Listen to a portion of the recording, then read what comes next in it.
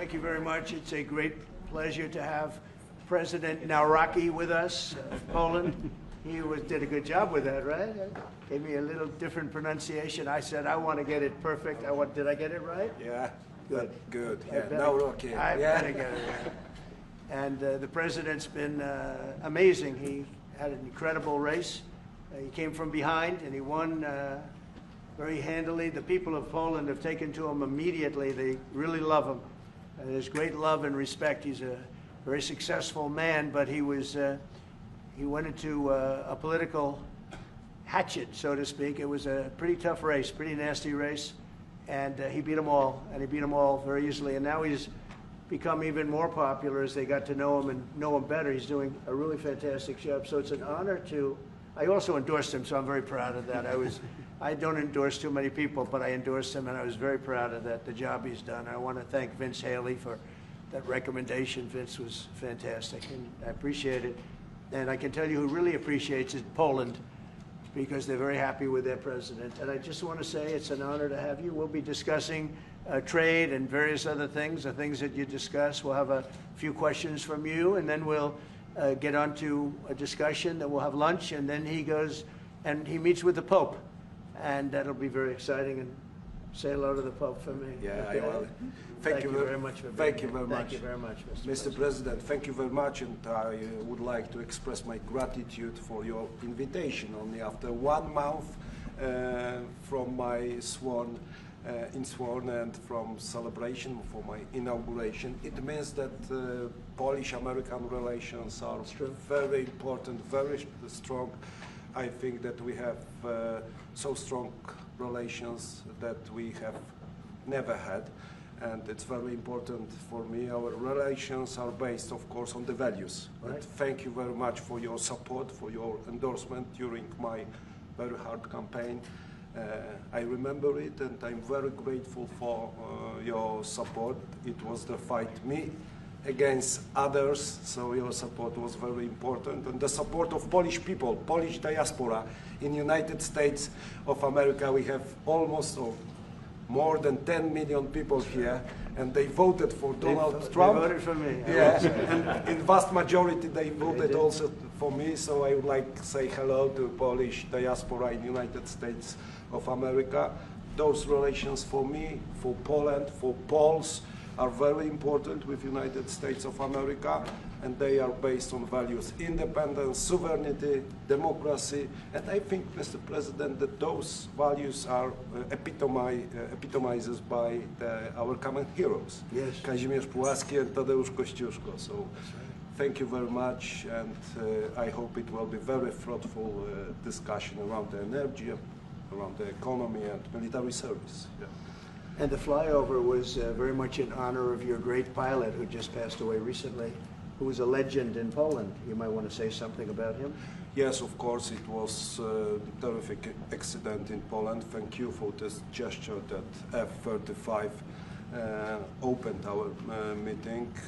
Major Krakowian was one of the best Polish pilots, well-honed Polish pilots, and he died. He lost 2 children, so it was a great tragedy he was in a legend in Poland, Yeah, actually, a legend as a pilot. He was an incredible pilot, and I think he went to the Air Force Academy, actually. But he was a fantastic pilot, and it was a big setback. The people of Poland are very, very sad, so we thought we'd do that. That was the single plane that swooped up. And machines, American machines, opened our meeting. It was great. And we are waiting for 32 F-35s in Poland. So it also shows that we have great relations according to the best military equipment on the world, American equipment, which build Polish security too. Well, Poland, we've had a tremendous relationship. I think now it's better than ever because of this relationship. It's a little special because we fought together. But we've always been very good, and we have some wonderful people, as you know. Duda, my friend, he's a good man and still a big fan of yours, very much so. So it's a great honor, and we're going to talk about trade. We'll talk about some other things. We'll take a couple of questions from the media. Will American soldiers remain in Poland? Will American soldiers remain in Poland? Yeah, I think so. I mean, do you know something I don't? I don't know. Yeah, we're very happy. If anything, we'll put more there if they want. But they've long wanted to have a larger presence. We have some countries that have more, not too many, but no, they'll be staying in Poland. We're very much aligned with Poland.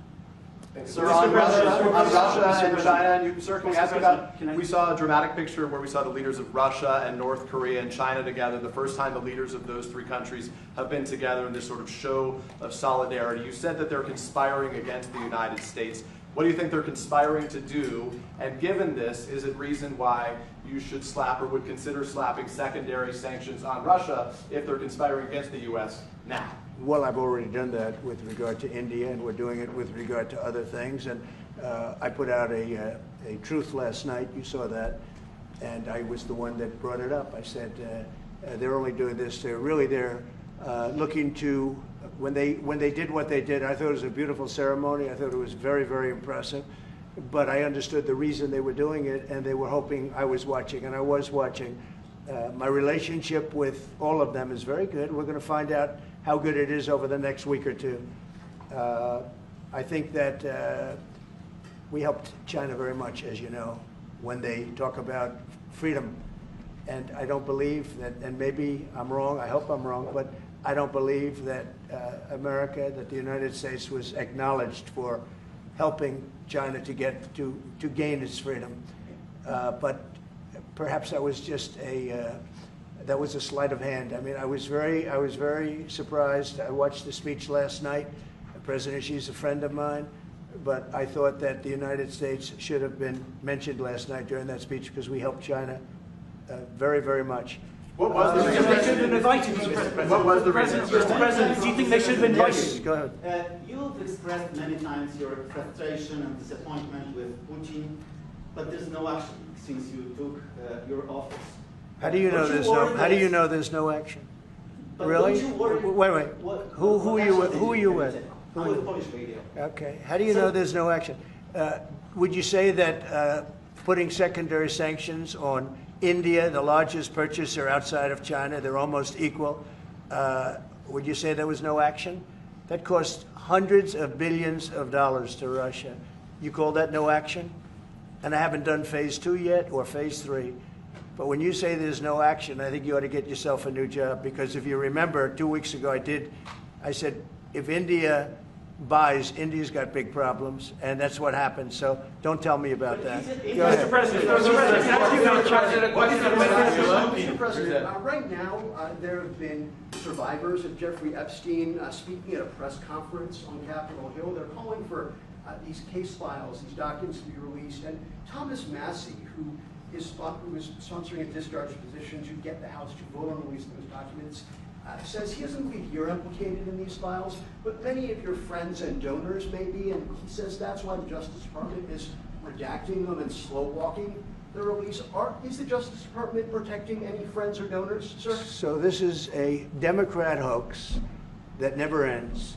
You know, it reminds me a little of the Kennedy situation. We gave him everything over and over again, more and more and more, and nobody's ever satisfied. From what I understand, I could check, but from what I understand, thousands of pages of documents have been given. But it's really a Democrat hoax, because they're trying to get people to talk about something that's totally irrelevant to the success that we've had as a nation since I've been president. Even if you look at D.C. right now, D.C., it's a totally safe zone. It's called a safe zone. That's a term. It's a term of art. It's a safe zone because it's very safe. You can walk down the street now and nothing's going to happen. No crime, no murders, no nothing. Because we had a lot of problems with certain places, and we still do. All run by Democrats, or for the most part run by Democrats. So what they're trying to do with the Epstein hoax is get people to talk about that instead of speaking about the tremendous success, like ending 7 wars. I ended 7 wars. Nobody's going to talk about, because they're going to talk about the Epstein whatever. Sir, I understand that we were subpoenaed to give files, and I understand we've given thousands of pages of files. And I know that no matter what you do, it's going to keep going. And I think it's enough, because I think we should talk about the greatness of our country and the success that we're having. I think we're probably having, according to what I read, even from two people in this room, we're having the most successful 8 months of any president ever. And that's what I want to talk about. That's what we should be talking about, not the Epstein hoax. When do you make a decision on Ukraine, Mr. President? I have no message to President Putin. He knows where I stand, and he'll make a decision one way or the other. Whatever his decision is, we'll either be happy about it or unhappy. And if we're unhappy about it, you'll see things happen. Venezuela, can you give us a sense of what the U.S. policy or what you're trying to achieve with the aircraft carriers, or the boats, I should say, in near Venezuela, and also the boat that you mentioned yesterday where 11 people were killed? What was found on that boat, and why were the men killed instead of taken into On the boat, custody? you had massive amounts of drugs. We have tapes of them speaking. It was massive amounts of drugs coming into our country to kill a lot of people. And everybody fully understands that. In fact, you see it. You see the bags of drugs all over the boat. And they were hit, obviously. They won't be doing it again. And I think a lot of other people won't be doing it again when they watch that tape. They're going to say, let's not do this. We have to protect our country, and we're going to. Venezuela's been a very bad actor. They've been, as you know, they've been sending millions of people into our country, many of them Tren de Aragua, some of the worst gangs, some of the worst people anywhere in the world in terms of gangs. And we had some in Washington, D.C. We took care of them very quickly, but they're out of here. They've gone. But Venezuela's been very bad, both in terms of drugs and sending some of the worst criminals anywhere in the world into our country. They emptied out, you don't know this, but they emptied out their prisons in Venezuela, and they emptied them out into the United States of America. And that's part of the problem we have. We're getting them out. We're getting them out rapidly, but it's caused a tremendous problem. And Pete and all of the people that are working very hard to rectify the stupidity of the Biden administration, allowing these people to pour into our country with open borders. We are paying a big price as a country for the incompetence of the Biden administration. But think of it, opened up prisons, drug dealers, drug lords, everything coming out of Venezuela, they said, and we said, we're not going to put up with it anymore. So Venezuela has been one of the worst actors in the whole group, and we have a group of pretty bad actors. Are you wanting to force the Yeah, thank you, Mr. President. At the end of this month, the government or the Congress has to pass a budget. Do you think we can avoid a government shutdown? Yeah, I do. I think the Republicans will vote for an extension. We won't have any Democrat votes. We could give the greatest budget ever. Tax cut of 50%, everybody taken care of, perfect for women, perfect for men, perfect for minorities, perfect for everything, and we wouldn't get one vote for the Democrats because they've lost their mind. They are so deranged. They have Trump derangement syndrome, and I don't want to burn the Republican Party with it, but they really are. They've become almost sick. They actually think there is a disease. It's called Trump derangement syndrome. They've got it. No matter what we did, no matter how good, you could give them everything that they've ever dreamed of, and you wouldn't get one vote. These are sick people, and I think we're going to have a tremendous midterm. We just approved the largest tax decrease in the history of our country. We have things, if you think of it, no tax on tips, no tax on Social Security for our seniors, no tax on overtime, deductions when you buy a car and you borrow money to buy a car. First time they've ever seen anything like this. Middle-income people get deductions. You get a deduction when you buy a car. Nobody's ever seen. And by the way, they're selling cars like crazy. Cars are pouring back because of the fact that we have tariffs. Cars are pouring back into our car plants are pouring back into our nation. They're coming from all over the world. They're coming back. You know, we lost about 54% of automobile manufacturing over a 30-year period, 35-year period. They're all coming back. I think they're coming back higher than ever before. We have AI going up. What we've done is amazing, and what we've passed is amazing. But the Democrats, I don't believe, will get one vote. It's very anti-crime. We want anti-crime. They're in favor of crime. We're against crime. You know, they gave us things like men playing in women's sports, open borders for everybody, transgender for everybody. I mean, they wanted transgender for all of the crazy things that they were saying. And, you know, people would say there are 80-20 issues. I say there were 97-3. I always say 97-3, and nobody knows who the three are. This is the best issue of all. They are against preventing crime. They are fighting us. I want to go into Chicago, and I have this incompetent governor that doesn't want us. Do you know that this weekend 72 people were shot in Chicago? I'm embarrassed to say it in front of the president of Poland. 11 people were killed. 72 people were shot. Last week, 7 people were killed in Chicago, a place which is probably your #1 place. I hate to say it. Yeah, a lot of Poles in Chicago. And we got to keep it safe. But 7 people were killed. The week before that, 5 people were killed, and 21 people were shot. This is in 3 weeks. So in 3 weeks, I lost almost 35 people were killed. It could have been stopped. If you look at Washington, D.C., 3 weeks ago, it was the same or worse. And now it's considered a totally safe zone. Restaurants are open. They're bustling. Restaurants, you have to see, restaurants were dying. Nobody wanted to go out. They didn't want to be attacked. They didn't want to be mugged. They didn't want to be attacked even in the restaurant. And you take a look at what's happened. Friends of mine that haven't gone to a restaurant in 4 years, one of them went out 5 times in the last 2 weeks to a restaurant with his family. They feel totally safe. Washington, D.C. is a totally safe city. You're not reporting any crime because there is none. They said crime is down 87%, and I said, no, it's not. It's down 100%. We have a great thing going. I could do that with Chicago. We could do that with New York. We could do it with Los Angeles. So we're making a determination now. Do we go to Chicago, or do we go to a place like New Orleans, where we have a great governor, Jeff Landry, who wants us to come in and straighten out a very nice section of this country that's become quite tough, quite bad. So we're going to be going to maybe Louisiana, and you have New Orleans, which has a crime problem. We'll straighten that out in about 2 weeks. It'll take us 2 weeks, easier than D.C. But we could straighten out Chicago. All they have to do is ask us to go into Chicago if we don't have the support of some of these politicians. But I'll tell you who is supporting us, the people of Chicago.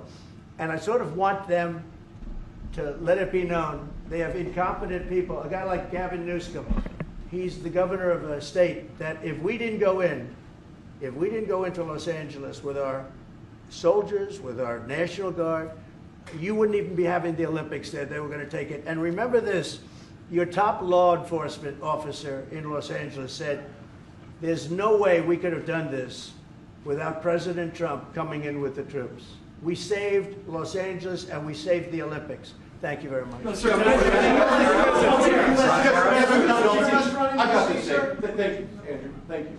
Mr. President, in regards to Gavin Newsom, would you be open to a congressional investigation in regards to the specific Palisades fire where it killed 12 seniors to see if there's any negligence on Gavin Newsom or Karen Bass in regards to those deaths? Well, I'll tell you, there's negligence on not getting people permits. That is negligent. We got all of the federal permits. Lee Zeldin, the federal permits are much more difficult. They were all gotten within 30 days. People could go build their houses. It's going to be years before they are allowed to build their house. And Karen Bass is grossly incompetent. And Newsom, this is a very incompetent guy. I watched him with the hands. I'm saying, what's going on with the hands? There's something wrong with him. You watch him. There's something wrong with this guy. But more importantly, he didn't allow the water to come from the Pacific Northwest. You know, they have tremendous amounts of water in California. People don't know. They send the water out to the Pacific Ocean. So I demanded it be open. If that were open during the fire, before the fire, you wouldn't have had the fire because all the sprinklers would have worked in the houses. They had no water. They had no water in the fire hydrants. You wouldn't have had the fires. It would have been put out after 1 house, 2 houses. But he stopped the water from coming in. And I had to send in the military to have that water opened after the fires. And now they have water, but he should have more because they've restricted, they still restricted. There's something wrong with these people. There's something really wrong. As to investigation, I view it as a gross incompetence. I view it as an ideology that's wrong. It's a radical left ideology. And if I didn't win this election, I think our country would be destroyed. I don't believe you'd be here right now, and our country would be destroyed. Yeah. Mr. Go ahead. President Trump, thank you, sir. What are the most important branches of interest between Poland and U.S. in your opinion? Well, it's just the relationship we have. I think there's a great trust and a great, more than most countries, more than almost any countries. We have some in a category that's very special, and Poland is in that category. We have a very special relationship. It's like the question about the soldiers that was asked. We never even thought in terms of removing soldiers from Poland. We do think about it with regard to other countries, but we would never know. We're with Poland all the way, and we will help Poland protect itself. Okay? I would like to add something. Yeah, of course, security is most important also for our relation. And I'm a historian, as you know, maybe, Mr. President. Sure.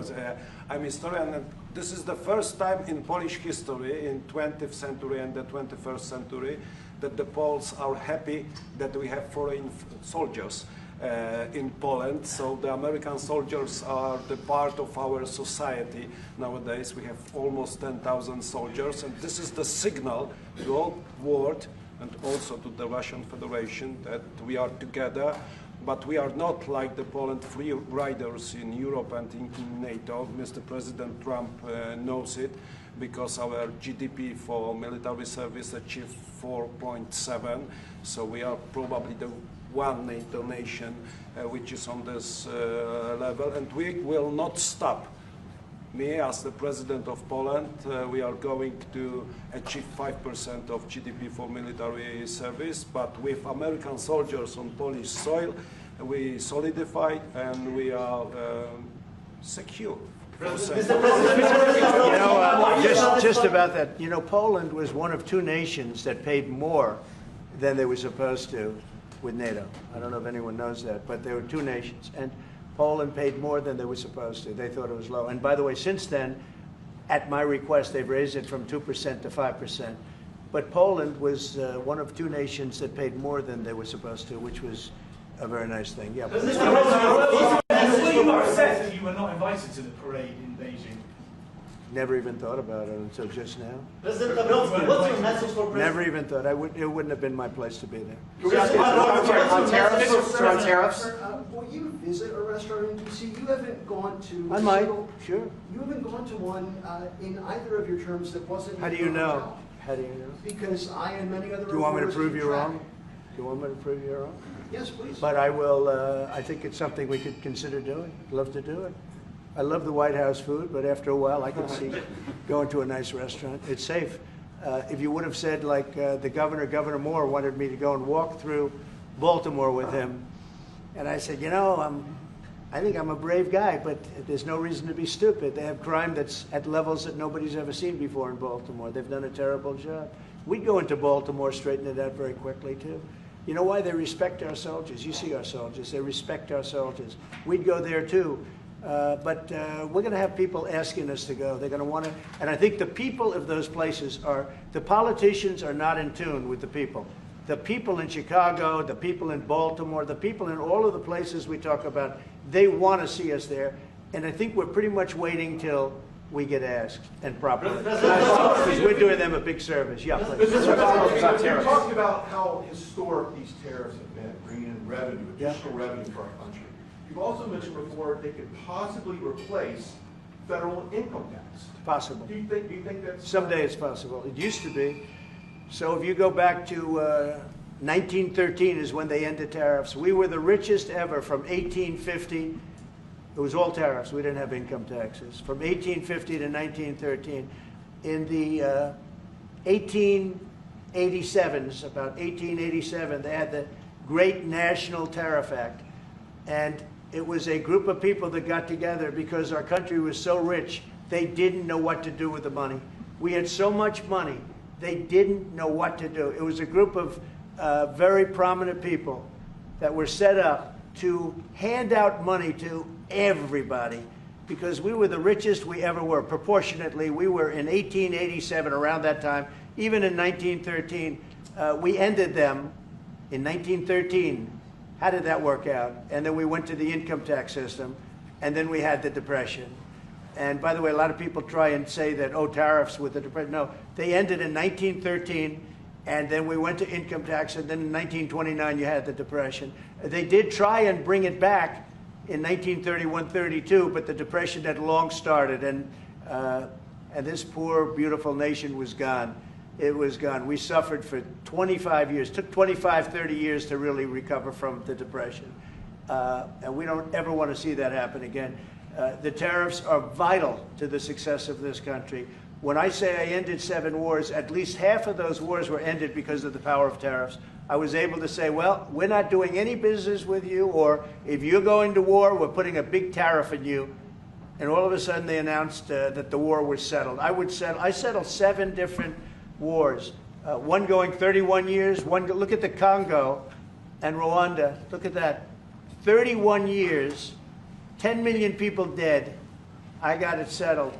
And a little bit of that one, less than in some cases, had to do with trade and had to do with tariffs. So, you know, tariffs are vital to our country.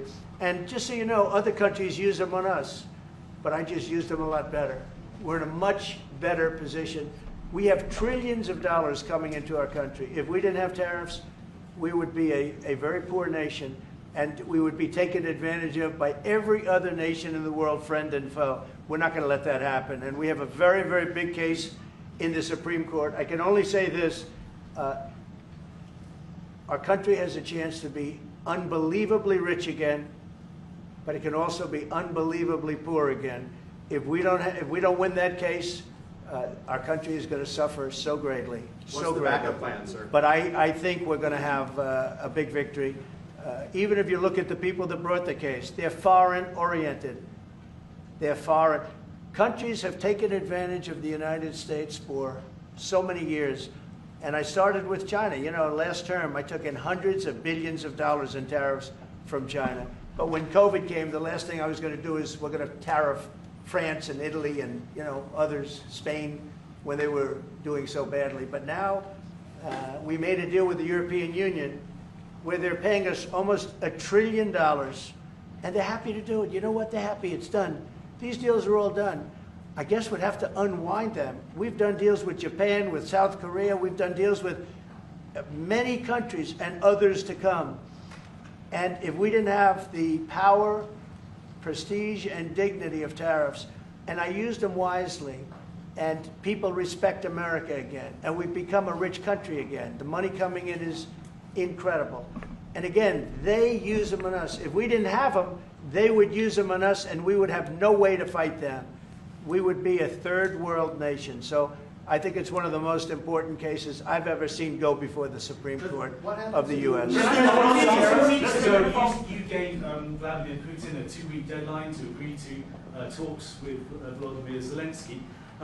That deadline is now nearly approached. Can you give us any indication of when you will make a decision? Well, I'm having a conversation with him very shortly, and I'll know pretty much what we're going to be doing. We've taken very strong action, as you know, and in other ways we've taken very strong action. But I'll be speaking to him over the next few days, and we're going to see. With who, sir? I'm going to know exactly what's happening. But I'm not happy with all the people. You got 7,819 people killed last week. Russian soldiers and Ukraine soldiers, right?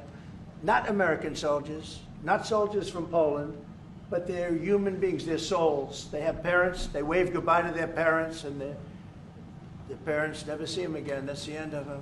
Over a stupid war, and I want to see it stopped. Now, we have stopped the money. We send weapons to NATO, they pay full price. We don't, you know, Biden spent $350 billion so stupidly. And it was one of the reasons that this whole thing happened. A big reason this war happened was sitting right in these chairs, this one in particular. So I will tell you that I think we're going to have a good solution, but they're losing soldiers at levels that nobody has seen since the Second World War. This is the worst conflict, and it's just going on and on. It's one's defense, one's offense. The offense moves a little bit. Just a little bit. You take a look. They move inches. They're dropping bombs and killing everybody. The whole thing is not since the Second World War has there been anything even close to this. And they're not, again, they're not soldiers from my country. This is my country. but I have a power to end things. That's why I was able to end 7 other wars. And you know that I thought of the 7, they're basically 7. Those were tough wars to end. Much tougher, I thought, than the war with Ukraine and Russia. I thought that Ukraine and Russia, I have a very good relationship with President Putin. I thought that that would be much easier. I thought that would be in the middle of the pack, maybe one of the easiest. Sometimes you never know with war. You know, war is a very interesting thing. You never know with war. War is complex and dangerous, and what a mess, what a bloody mess. It's going to get done one way or the other. But they have to stop killing all of these souls. They're souls, and we have to stop killing. Just to follow up on that.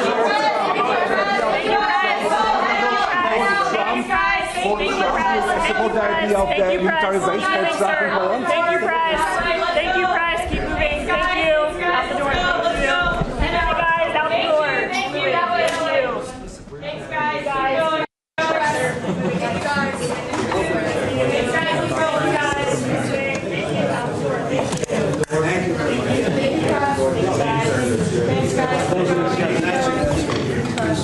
Thank you, guys. Thank you, Press. We can take a few more pictures. Thank you.